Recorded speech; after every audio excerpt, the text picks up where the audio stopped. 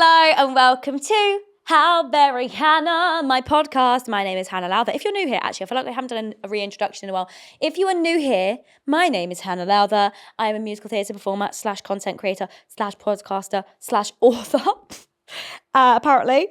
And I have a podcast called How Very Hannah, and this is where we are right now. And it's a stagey podcast, and you're about to have the time of your life, so enjoy the titles.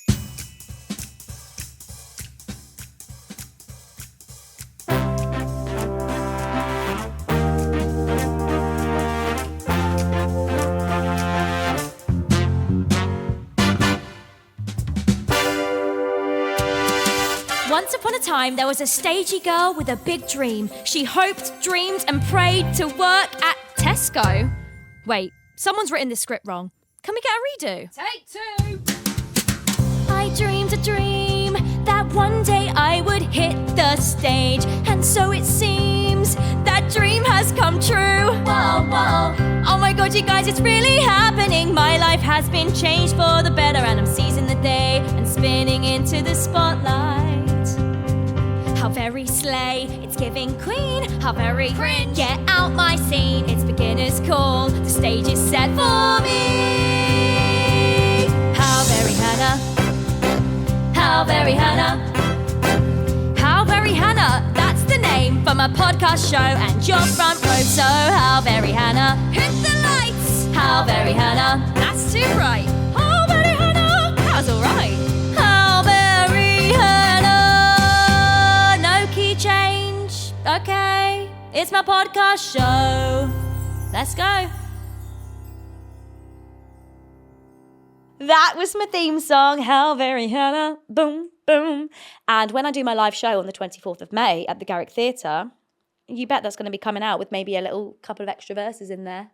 I say a couple, maybe one, but you'll have to come and watch to see that. So you can click the link in the description or in the show notes to get your tickets to see me in my live show. A couple of people have asked if it's going to be like the tour, and obviously similar setup because it is a podcast show, but it's going to be a completely new show. So if you did come to the tour and you do come again, it's going to be completely different. New songs, new segments, new guests, etc., etc. I've actually got loads of content from the first tour that I never ended up sharing. Like I filmed a load of the segments that I just never ended up sharing. So maybe I'll share some of those a bit nearer the time.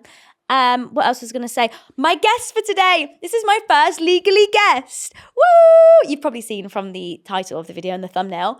But today I'm sitting down with Legally Blonde's very own Brooke Wyndham, Miss Jocasta Almgill. So without further ado, let's welcome her to the podcast. Please welcome to the podcast, Jocasta Almgill! AKA Brooke Wyndham. Hi, No, I can't do it like that. Hi, I'm Brooke Wyndham, and welcome to the Wyndham Workout Day 2 Challenge. Yeah, that's my favourite thing you do, and you really rile the audience up from the start back too. We need that. I had to do it because do you know the drama about it? No. So you know the action went in at the beginning of the scene. We have it goes action. Ooh. I asked for that because I was like they cheered, and then I couldn't get in time, and then I was late for the song, and basically everyone on the team was like they won't. Like that one. They're not going to cheer. They're not going to cheer. That's not always going to happen. And I was like, I think they will. So then I was like, I have to make them cheer every show. So she goes, are you ready for the Wyndham Workout Day 2 Challenge? And they'll go, woo! But we need that energy at the start of Act 2. You know, they've all just had their ice creams. They've had their glass of Prosecco. And we need to wake them back up a bit. And then they're absolutely blown away by Jocasta skipping and singing her life. Oh, yes. It's crazy. Yeah. How long did you have to train for this? As soon as I got the job, I started skipping. Oh, yeah. So I did I think it was about 6 months. That's crazy. Yeah, I took a skipping rope out to Japan. I had it on panto with me, like every day. Every day? Every day, yeah. Pretty much. When you first started, were you actually bad at it, or could you? I was bad. Really? I was bad, yeah. Couldn't sing the song. But I was trying to sing the entire song. Like I definitely give myself breaks now. And there's also the little scenes in the middle where I guess you're still very much in show mode, like this. Freeze frame. Honestly, the applause we got at the end of that number, at the end of that number on press night. Yeah, it was insane. Do you know what happened? I caused an injury because of that. Did you? When I tell you the audience went wild for Jocasta, whipped in a shape, boom. And all of us, like, for us prisoners at the back, we don't do half the number, right? We come on for the final minute, we do a couple of skips and we get the applause. So I feel sorry for everyone else in that number because they don't get the applause. Yeah, but I feel like that bit is the hardest bit of the skipping number. wise. But continue. Anyway, whipped in shape, in position. Jocasta's at the front, we're all at the back as prisoners like this. The crowd go wild and we'd all smash the skip in, right? There's definitely times where we go, that was a bad skip show because we were all going like this, like bad. You know, if one of us gets it off, it's just funny. And I was so enthralled by the audience's reaction that I punched the air like that with my skipping rope in hand. Yeah. Daisy Twells' face was right there. No. Punched Daisy in the face with my skipping rope and drew blood. You're joking. No, I'm not joking. I didn't know that. I'm not joking. And immediately I'm going, yeah. And Daisy goes like this, and I was like, oh my God, I've like poked her eye out. Like it was so dramatic. Luckily, Daisy forgave me. But she said press nights are cursed at the curve because the last press night she did at the curve, she got hit in the head by what was it called in Muriel's? A surfboard. A big surfboard. Yeah. It was bad. Wow. Yeah. And I didn't know that. drew blood, like her skin broke under her eye there. Oh, God. And I was like, oh, I'm so sorry. I don't know how that happened. And she was like, well, you punched me. the air. Yeah. And my face was there because you were so excited. And I was like, yeah, I should have just calmed down. Oh, no. But it was a nice feeling. Hey? Yeah. That it was applause. great. Press night was amazing. Yeah. What has Brooke Wyndham been like for you as a role? It's been great. It's been the first time, actually, in a role that I'm not on all the time. Oh, yeah. Because I have basically the whole of Act 1 off. Except Courtney, take your break. Courtney, take your break, of course. But that's right at the beginning. So I literally do the beginning and then I have a cup of tea. You know, I just sort of wait for wit. And it's the first time that's ever happened because normally I'm on doing the most. But your Act 2 is quite busy. Yeah, Act 2 is busy, which Brooke. is lovely. And can we also just talk about the fact that when you got this job, you didn't really know that Courtney Take Your Break was like an iconic bit. No. And I was like, okay, let me just school you on this because that's like one of the most iconic lines. That's the viral bit. Yeah, I was so it's a gift it was so bizarre to me. I was like, okay, I'm Brooke, but you also want me to do this like random thing. Store assistant. Yeah, and I was like, why? I don't understand. And then when I got there and everyone's like, oh my God, are you doing Courtney Take Your Break? I was like, yeah. So? What's so special about it? Courtney, take your break. Yeah. Does that character have a name? I don't know. I've been toying with a few SM names. Do you know what I mean? Like, okay. My mum's name is actually Susan Margaret Almgill. So I feel like she's Susan Margaret. Because a store manager. Yeah, exactly. Susan Margaret. Double-barreled. Okay, Susan Margaret. I think that's... Yeah, maybe. That I don't know. stick. But I think she's sassy. Like, she's she sassier than that. And my mum's pretty sassy, but you know. When I did my Elle debut, in that moment, I go, this one's perfect. And it's just my size. And I look at Jocasta and I squeeze her hand so hard. I was like, and it's just my size. Like this. I terrified. actually love that bit. It's really nice, isn't it? Yeah. And it's like, thank you for helping me find my dress that I'm going to get broken up in. Anyway. So your CV, can we just have a second for how... in the programme, Jocasta's CV is like, well, sorry, 1 second. Just keep going through it. It's funny because it takes like the whole... It takes the whole thing. It's so incredible. What was your first job professionally? My first professional job out of college was Blues Brothers, which was amazing. And for a long time, it was my best paid job. Whoa. Mad. Just First mad. job out of college? First job out of college. That is crazy that like the progression in the industry is so upside down that your first job out of college is one of your best paid jobs and then do you know what I mean? Like you're only progressing. And it took me on an American tour. It took me to Brazil. Like it was incredible. And then I was just like, oh, every job is like this. And then I was like, oh no, okay.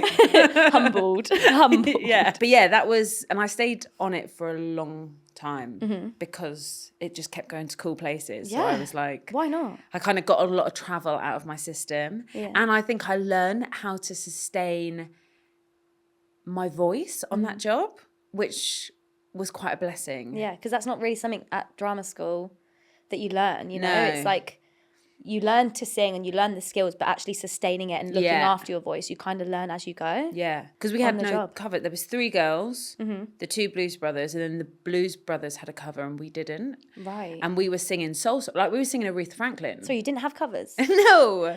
What? No, it was more like a 2026 could never. Yeah, I know. This is back in the day. Yeah, it was more like a shig, I think, like sixes, like a show gig. Yeah. A shig. I've never heard that in my life. A show gig. I was like, eyes. a shig. This is the PG podcast.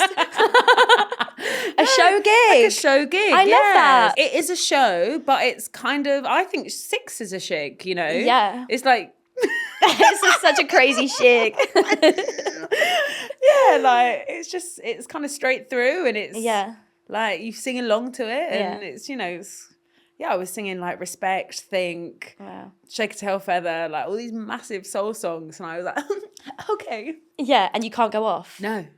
My God, that is crazy. Like, you genuinely can't go off. Yeah. So I think I learned a lot about my voice on that show, which was great. Sustainability. Yeah. And then what was it after that? I'm not going to make you go through every single job, but like... After that... Most memorable one after that. I think it was Dion in Hair. Yeah. Which is Hair the one where you have to get fully naked? Naked, yeah. It was... it was insane. That's so scary. Yeah. And the first time we did it was in front of an audience. Yes, we didn't do it in... You didn't get naked at all in rehearsals? We didn't get naked. We didn't get naked in rehearsals. We didn't... Not in the... Maybe the dress run. The first dress. Right. But I remember feeling like, okay, I haven't really done it. And maybe we just did our underwear in the dress. Maybe. But I think the first time we were fully naked was on the first actual show. Do you think Hair in 2026 would still happen? In the era of social media and everyone whacking their phones out and filming stuff? I don't know, actually. I would never. Yeah. Because I'd be so scared that people are filming. Yeah. Do you know what I mean? Whereas not me to be like back in the day. Back in the day. No, but like before social media and filming and I- phones was such a thing, like no that's- one's going to get their camcorders out. Yeah. No. Look. It's really savage. God. It's really savage. Jocasta, you're going to hate me by the end of this. No one's going to get their cameras out and like...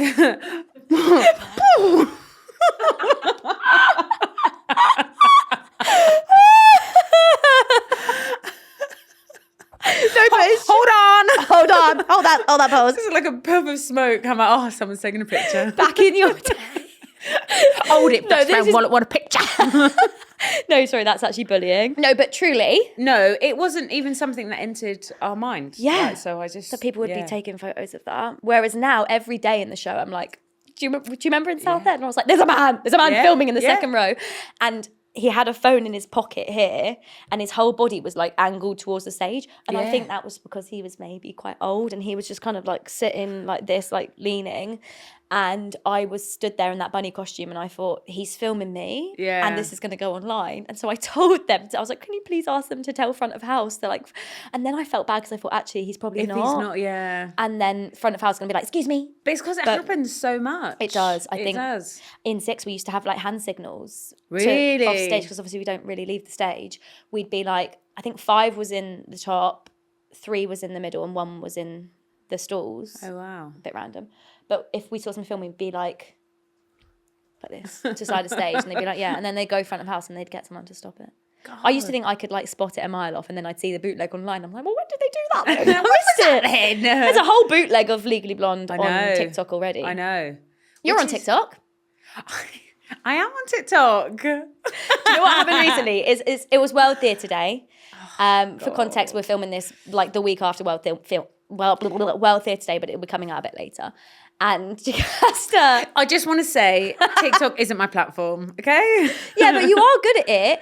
But she went to post a video for World Theatre Day and she put it on her stories instead. No, I was trying to make the video. Right. I was trying to make the video of like lots of different clips of different shows I've been in. And when I tell you, I was scrolling and there was about 1 million. And instead of making the video, I accidentally uploaded it to my stories, which I didn't even really know was a thing on TikTok. It was a slay. I was like, okay. And then it uploaded as a video as well. Yeah, so everyone go and like that video, please. I mean, there's some incredible roles on there. Like, are some of these roles ones that you were like, I would love to play that role one day, and then you ticked it off? Anita was my dream. For me, it was the most incredible production of it because I got to do it with Gabriela Garcia, who's like one of my best friends. So she was my Maria. So that kind of relationship was insane. Yeah. It was the first time that the rights had been given. So it was the first time ever that there'd been a production of it that wasn't the original choreography. Right. So it felt like it felt fresh. I felt like we were creating our own version of it, which we were, and it felt really amazing to be the first Anita ever to do that. Yeah. Apart from the original, obviously. Yeah. We're talking about West Side Story for context here. Yeah. And it was just brilliant. Like, I loved it so much. And it was at the Royal Exchange in Manchester, which is like an incredible theatre. Have you been there? No, never. It's insane. Really? It's like, it's this old exchange building, like I want to say finance exchange. Or like a bank. Yeah. But then inside of it is like a spaceship, like a big circular pod spaceship. And that's the theatre. So it's completely in the round. What the heck? I think there's 4 entrances and exits. So you can enter one side of the stage and keep going and exit the other. Cool. And it was just incredible. Yeah. It was so good. So I think that was my dream, and I got to do it in a really cool way. So that was amazing. Yeah. And also Manchester. There's so much going on in Manchester. We go there for 2 weeks. We're going there for 2 weeks? Yeah. 2 weeks? 2. 2, yeah. 2. Yeah. I'm a huge advocate of regional theatre. We need to like lift regional theatre up as big as West End. So I've spoken in an episode before about how back when I was at drama school, I would think like, oh, I want to be in the West End and I want to be in that West End show and that West End show. But like now I've worked a bit, I'm more like, actually, I want to do that venue and I want to do this venue. And it's not so much about putting the West End on this pedestal, because it is incredible. But, you know, Regent's Park is not a West End theatre. I'd love to do a show at Regent's Park. Like little things like that. And I think regional theatre is so important, especially now touring. Yeah. I'm like finding out what venues I really like and feel like there's a community around. I feel like at the Curve, there's a massive community there at the Curve, and it really feels like they welcomed us into their space. 100%. And we were there for a long time. We were there for, 7 weeks at the Leicester Curve. But it really felt like if I was to go back there and do a show now, I'd feel like it's almost homely. 100%. And I think venues like that make a difference. Yeah. Even venues that are more progressive and they're accessible and they have tampons in the toilets and stuff like that. It sounds silly, but it's important. It is important. And the more people go, then they can start producing their own work. Yeah. So like I think the Curve is really like forefronted that kind of movement. But like the Exchange does it, like where we just were at the Marlow Theatre, they've just done their first gorgeous in-house production, which is really cool. And it means it's accessible to people because theatre should be accessible. And if you're coming to the West End to see a show and paying £200 a ticket, a family of 5 can't do that. No. So it's important. Plus the travelling. And staying in London maybe or whatever. So go to M&M World. Yeah, we need it's expensive. Yeah, but that's why it's so important for regional theatre. For sure. So not regional theatre, is it? No. You did In the Heights. In the Heights. Yeah. Words? 96,000. No, do you know what I always do when we do mic check? Mic check 1, 2, 3. What will we do with 96 Don't get me started on me. You always do really fun songs at soundcheck. Yeah, love that. Whenever we do soundcheck before Act 1 or 2, Jocasta, what is it? You come up with a new song every day. I just say give me a song, like to whoever's doing sound or whoever's around, like. You know, there's sometimes Lily there who's on LX or whatever. I'm like, anyone got any requests? And then I just do this little song, and they're like, "Yeah, they request." Yep, all good. They need like one word from us. Yeah, and I'm giving it a full rendition. Yeah. What would you do with 96 G's? So you did In the Heights at King's Cross. King's Cross. Okay. Yeah. So it's a kind of off West End theatre, right? It was off West End. It was like a pop up. Yeah, I don't know. I think it became a Google building, I don't know, but they were so they were building something, but the planning permission wasn't going through for like a year, so then they built this like chuck of theatre in there. chuck of a theatre in, and it was really cool. It was on the Traverse, so there was audience on either side, and we shared the stage with Railway Children. So in the day there'd be the Railway Children, and then the train would like drive into the dressing rooms, and then there's an actual train. So it was on the Traverse because it was extended railway tracks from King's Cross, and there was they put a steam train on there, and then there was audience either side, and then the train would drive into the dressing rooms, and then they'd put a stage over the railway tracks, and then that would be the In the Heights stage for the evening. Oh my God. Yeah, it was insane. I need to find a picture of this. Surely there is something online. Oh! Yeah, have I described that well? Like that? Yeah. Yeah, that's it. No way, there's an actual train in there. Yes. Yeah. So technically, was it like an outdoor venue? Like, yeah, it was a tent. you must have been freezing. Oh yeah, baby. Oh yeah. In the height. No, because it was meant to be 3 months and it extended for like over a year. So we went through winter. Right. We were in the barrio in like little booty shorts and crop tops, like seeing our own breath in the club. No. Yeah, it was insane. We had Sarah Nowdy, who was our Carla, one day before the club scene, was like, I can't find my shoes. And a fox had taken the shoe and like burrowed it like under the seats. And there was like loads of stuff, set, props, shoes, costume, like stuff that just like randomly gone missing. Stolen by a fox. Stolen by a fox. Yeah. No. It was insane, yeah. That is so funny. Yeah. It was just a tent. This fox getting a free show every night. I know. A tent Yeah. is wild. Yeah. It's like, is it called, not Underbelly? Underbelly? Yeah, there's one that's a blow-up tent. I think it's at the Edinburgh Fringe. Yeah. But that's in the summer, so you think Yeah. that would be okay. In the Yeah. winter is crazy. The Yeah. fox is just trying to keep warm. Bless know. it. Do you blame him? I just want to talk about my quiz book for a second. Okay. Basically, Jocasta and I did a workshop together. That's where we first met. Yeah. Or had we met before? No, I think that's when we first met. We first met. We did a workshop called Fardo, which was written by Larry O'Keefe and Nell Benjamin, who also wrote Legally Blonde, right? Yeah. So we had both submitted our tapes and done our auditions for Legally. And we're doing a workshop with the writers at the same time whilst we're waiting to find out. So I'm turning up to rehearsals every day wearing bright pink, being like, I would love to get it. And they don't really have much of a say. They just do the final sign-offs and stuff and make sure, everything's fine. Anyway, so whilst this is happening, we both actually got the job during the workshop, which was really exciting. Yeah. And I was like, I got it! And Jocasta was like, yeah, so did I, but just keep it on the down low. And I was going, guys, we both got it! And Jocasta was like, Hannah, stop telling everyone. And I was like, oh yeah, sorry. Anyway, so whilst that was happening, I was also writing Les Miserables. She really said busy.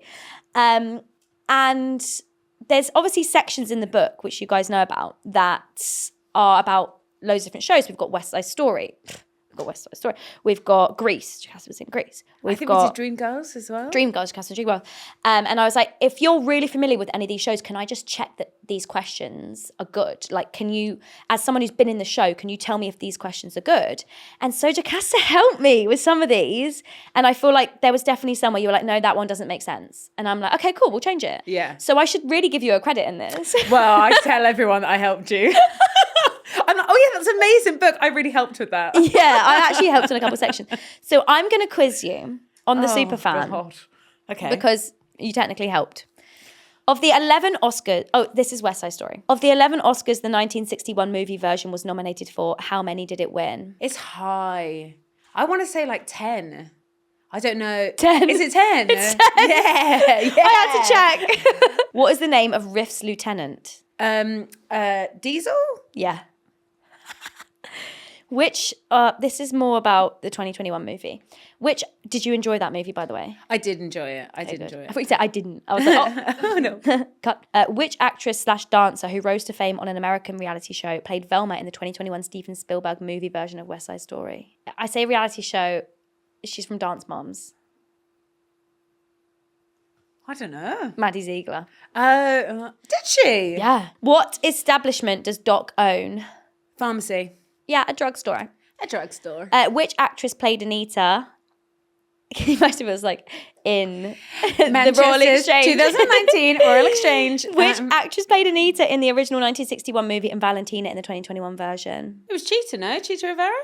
No? No, she played Anita. I don't know her name. Rita Moreno. Rita Moreno. Yeah. Rita Moreno. Okay, but that did not bad. that is not bad. There's Legally Blonde section in here too, actually, which you didn't help with. But Larry O'Keefe did. Larry Fun fact. O'Keefe. I know, Larry we O'Keefe love actually did. I that. went, Larry, can I just check some of these questions with you? And he was like, yeah, sure. In his American accent. I mean, one of the questions was like, what is the name of Elle Woods' dog? And he was like, no, too easy. And I was like, oh, okay. And he was like, change it to Paulette's dog. Yeah. And so what's the name of Paulette's dog? Rufus. Rufus. There's a Brooke question in here. Is there? What is Brooke's alibi? I know that. Yeah, duh. Duh. Spoiler, she was getting... Lipo! I wanted to change that in rehearsals. Really? Yeah, to a BBL.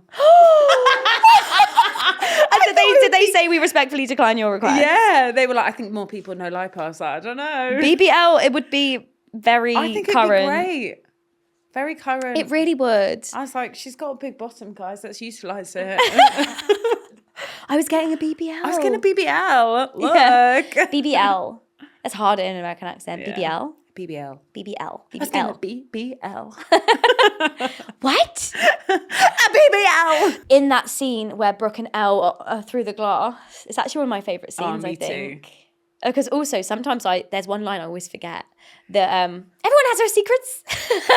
What's your line before that? I don't know, but I started laughing. You say, I can't. I said, I can't tell it. And I look at her like, I know.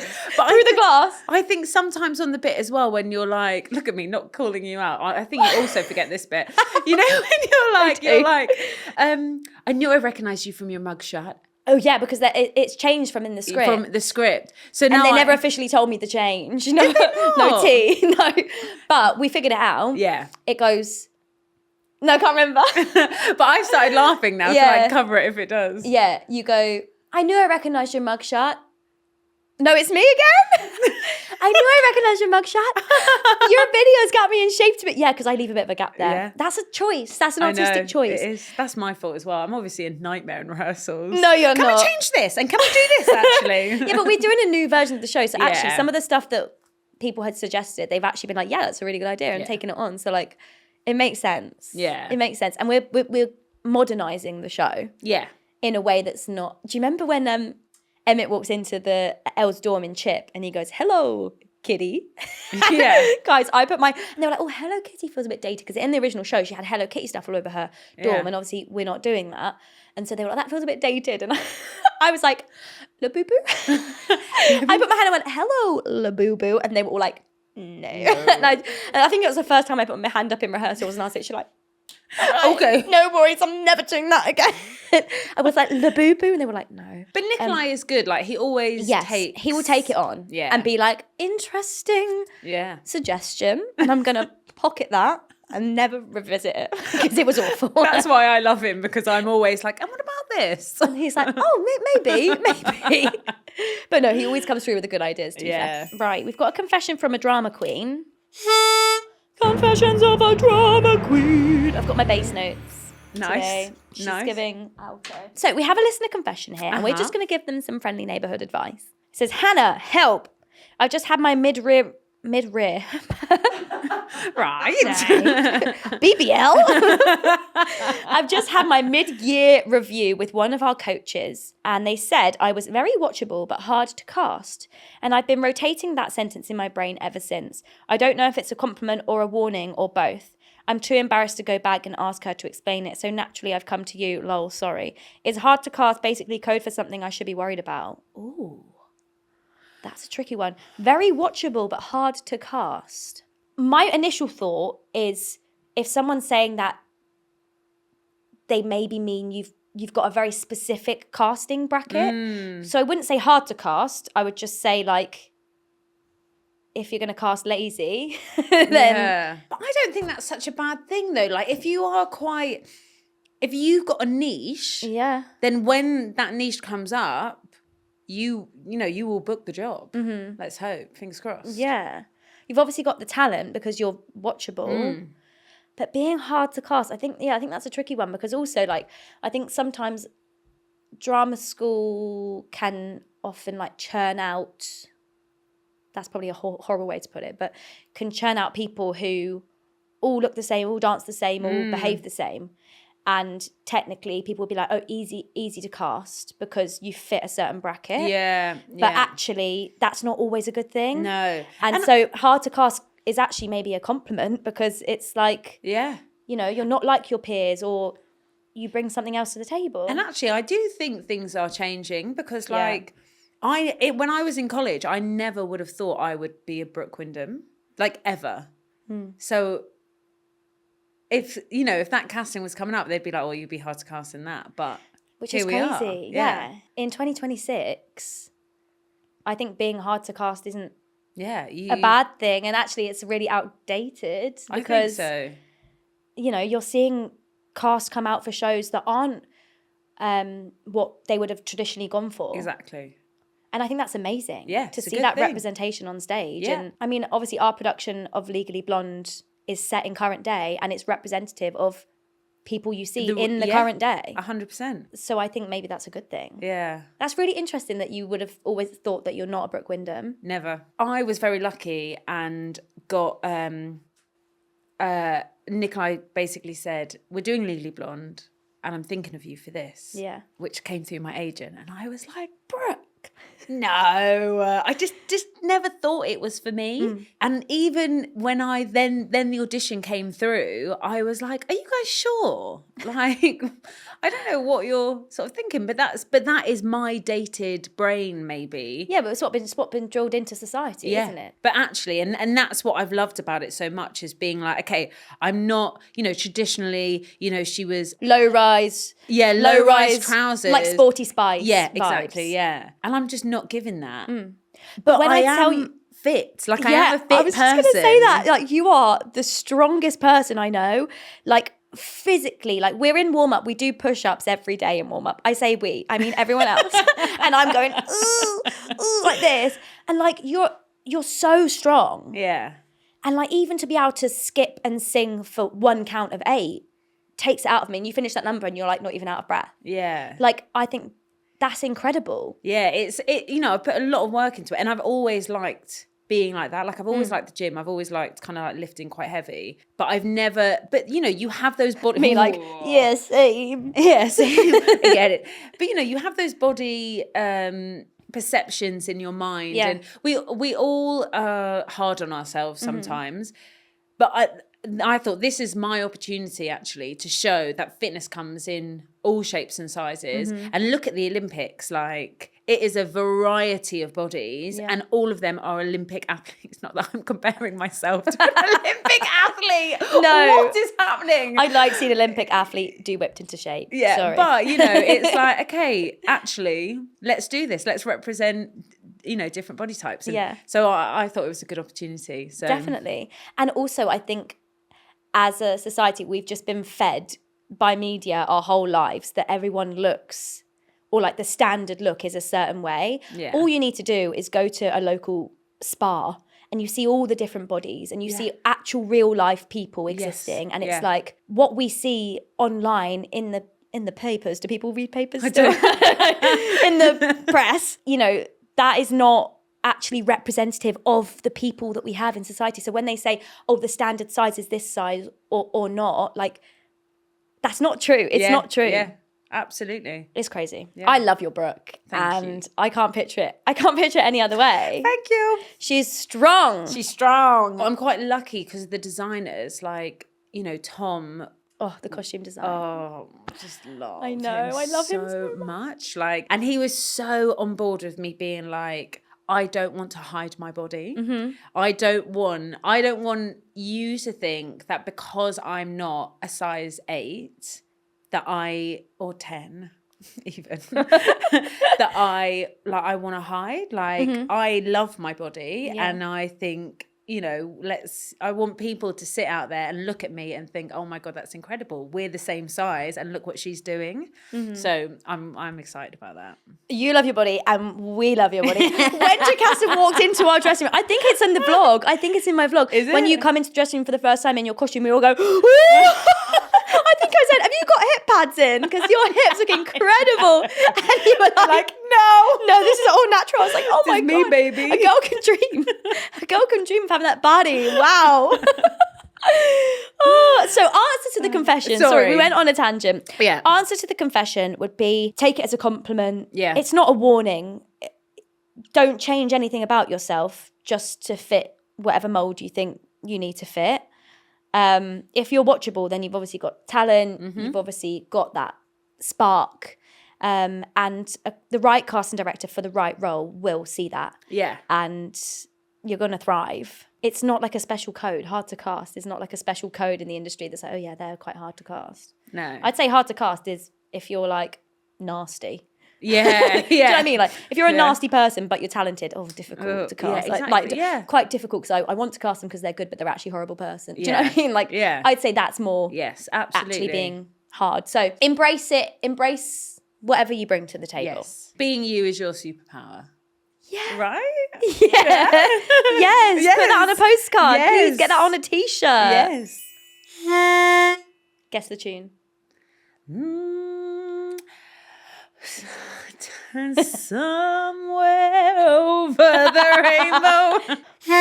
Hannah's hotline. Wait, phone's ringing. Get it. Hello. Hi guys, I'm wondering, why do people often wear fishnets on stage and not tights? Oh, that's a good question. Do I hang up now or later? You can hang up, okay, yeah. well, I'll tell you. That's such a random one. But you know, we both do actually wear our fishnets on stage. Yeah. It's not set. Some people don't. Some people do. It's whatever you're more comfortable with in our production anyway. Yes. But from off stage, people can't see that they're fishnets. No. They just look like legs. But they give you quite a nice, I don't know, there's something about them that's quite like, makes me feel like I'm wearing leggings.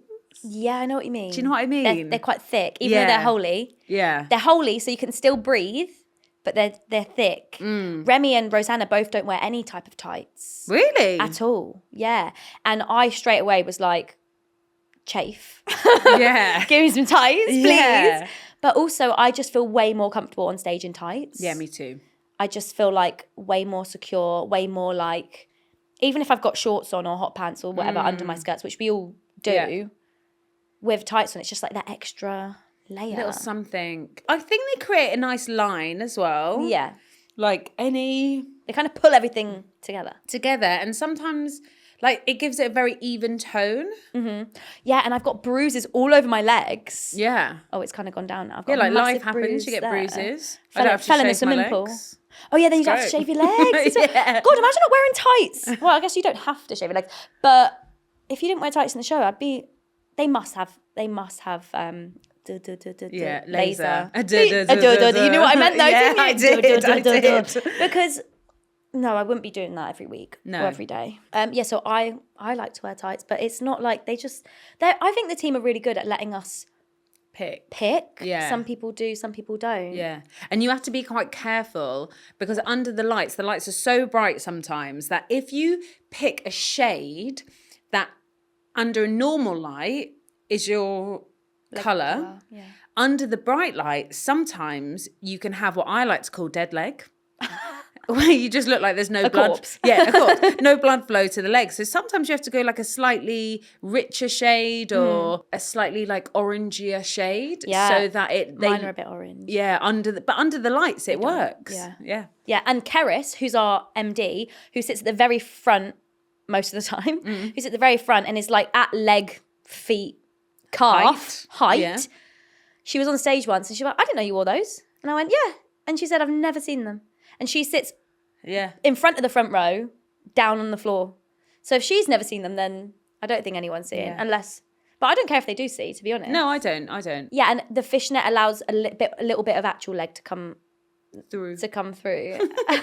Well, in 6, it was tight central because some people wore a skin colour tight. Yeah. And then we have to wear black fishnets, like regular black fishnets.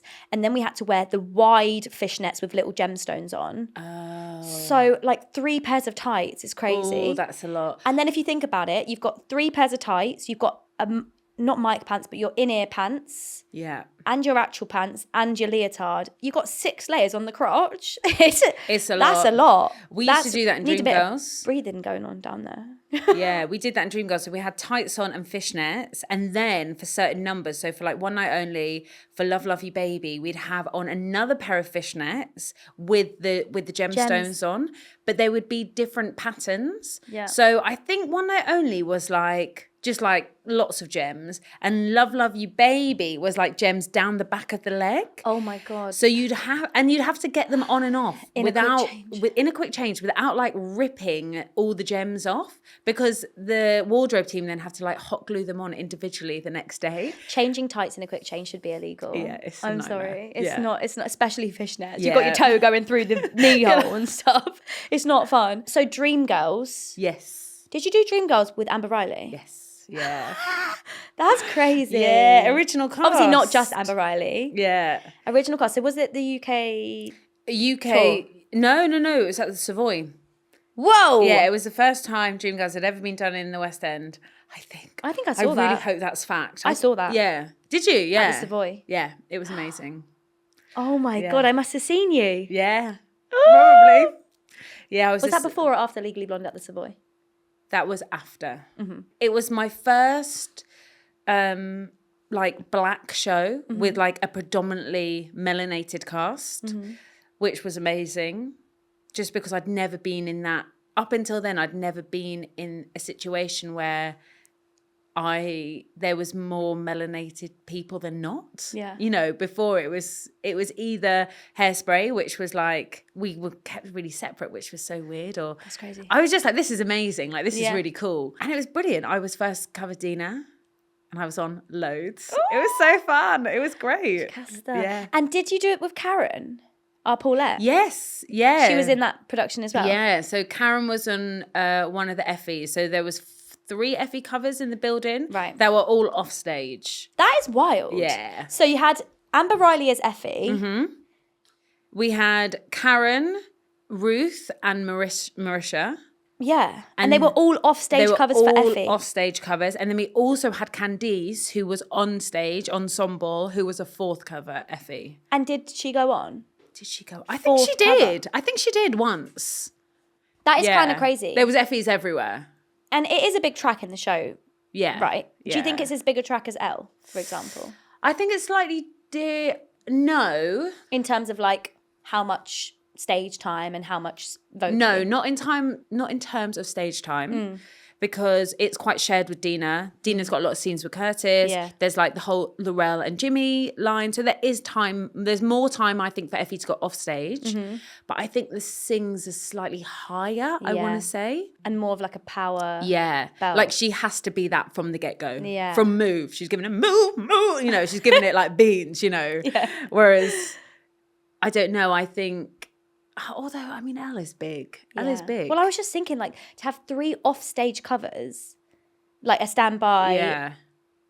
a first cover, a second cover, or Yeah. whatever, for a track like that. But like Elle, the alternate's got their own track, the second cover's got their own track. Do you know what I mean? Like, there's no off-stage cover, which is really interesting. That it's just like, it's just different. Yeah. But I guess when you're in town, it's easier to have more cast members. Yeah. Because you're Yeah. not, you know, traveling around. Whereas I do think touring casts tend to be smaller, I think so, yeah. which makes sense. It does. It does. It's such It's a... like, tricky. it is. And I think, like, America... Like, in Hamilton, in America, don't they have, like, super swings where there's, like, a swing and then they can go to different productions or... I've heard that. You know, I think that's cool. I think that is cool. I think my little like covery swing brain would love that. Yeah. Like I'm in Hamilton tonight and tomorrow I'm in 6. Yeah. How Like, fun. yeah, like if you're a production company and you've got a couple of shows on, then you have maybe 3 people that learns every show and that You just hop across the road. Yeah. We should do that in London. We should. There's been stories of people like going back to, I think it was Steph Parry. She was in 42nd Street or something and they called her into Mamma Mia to play Donna or something, Yeah. maybe the opposite of that. She was in Mamma Mia and they called her to 42nd Street. Yeah. But like, I've done it twice. do you remember any of these, any of your shows? Do you think you could like do right here, right now? 3, 2, 1, go. Move. I always think no, but I have done it. I did Laurel a year after I left. Wow, emergency cover. Yeah, they just called me up and I was I was working in a juice bar in Waterloo. Yeah. And they called me up and they were like, can you do it tonight? And I was like, yes, I can do it. And I literally walked across the bridge in my little juice outfit. Going over the going routines, over it yeah. and went into the Savoy, got my costumes and then went on that night. And I did it in Anne Juliet. I was in Grease rehearsals and they asked me to come back and do Anne.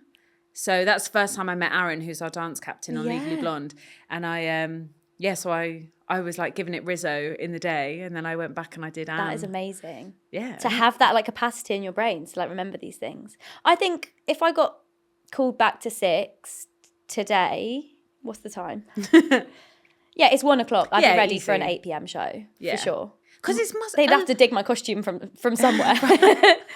Sewing bits together. I mean, I think when you're in, like, right now, I don't think I could do it. But when you're, like, back in the place with the music going, I think muscle memory kicks in a bit. Yeah, and you're on that same stage and all the sets there, and you're like, yeah, it's fine. Yeah. Once it's in, it's in. Yeah. I actually had to, I was injured in 6. I broke my elbow, and I was off work for 6 weeks.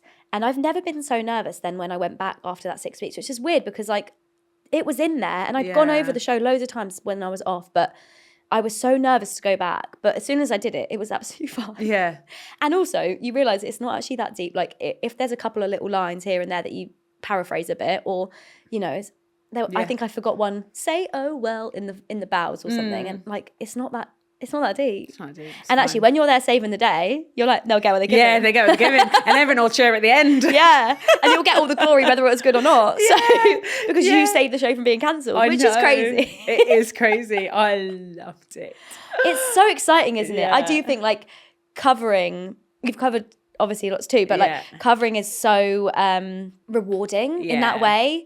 Like being swung on mid-show and like getting to experience that is really exciting. Yeah. And as much as it's difficult, we make it look easy in a way, you know. Is that the first time? Look at me. Come on, how very Jocasta. Is that the first time you've been swung on mid-show? Yeah, ever. Wow. Yeah. That's and how did it feel? I was scared, but then it was fine. Yeah. I was more scared that they were going to be like, oh, right, like that. Yeah. But it was a really nice reception, and I felt like they were on side because they knew how difficult that is, and especially because I was on stage. If I was an offstage track, you know, if I was an offstage alternate, it might have just been like, oh yeah, she must have just been ready in makeup and wigs already. Whereas because they'd just seen me as Margot for a whole number, to swap.